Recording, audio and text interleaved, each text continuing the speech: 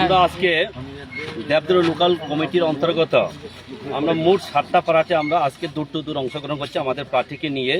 আমাদের সিপিআই প্রার্থী বামফ্রন্টের মনোনীত কমরেড নরেন্দ্র রিয়াংকে বিপুল প্রতি জয়যুক্ত করার লক্ষ্যে হরিজয় কলোনি পাড়া এবং চাথুইমক পাড়া, পাতিশ্বরী কলোনি, লিচু বাগান, তারপরে কালীমোহন পাড়া এবং গঙ্গাজয় পাড়া, দেবজয় পাড়া, এই 7টা পাড়াতে আমরা অংশগ্রহণ করছি। আমরা দেখছি যে প্রত্যেকটা পাড়াতে প্রত্যেকটা দূরে পরিবারে আমরা দেখলাম প্রত্যেকটা মানুষের মধ্যে একটা ক্ষোভ, এই সরকারের বিরুদ্ধে, রাজ্য সরকারের বিরুদ্ধে, ঠিক তেমনি আমাদের এডিসি সরকারের বিরুদ্ধে, মঠা সরকারের বিরুদ্ধে।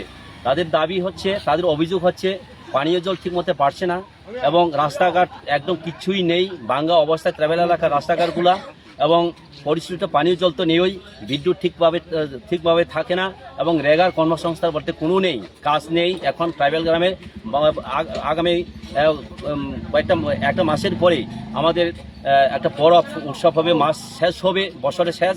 কাজেই এই সময়ের মধ্যে মানুষ কি নিয়ে খাবে তার জন্য দুশ্চিন্তা রয়েছে। কাজেই মানুষের অভিযোগ হচ্ছে যে এই সরকারকে যে কোনোভাবে পরিবর্তন করা দরকার এবং নতুন বামফ্রন্ট সরকারকে পুনরায় এই এডিসি এলাকার মধ্যে যাতে অধিষ্ঠিত করা যায় তার জন্য মানুষ প্রতিজ্ঞাবদ্ধ। অর্থাৎ মানুষ শুধু সময়ের অপেক্ষা, 12 তারিখ অপেক্ষায় রয়েছেন।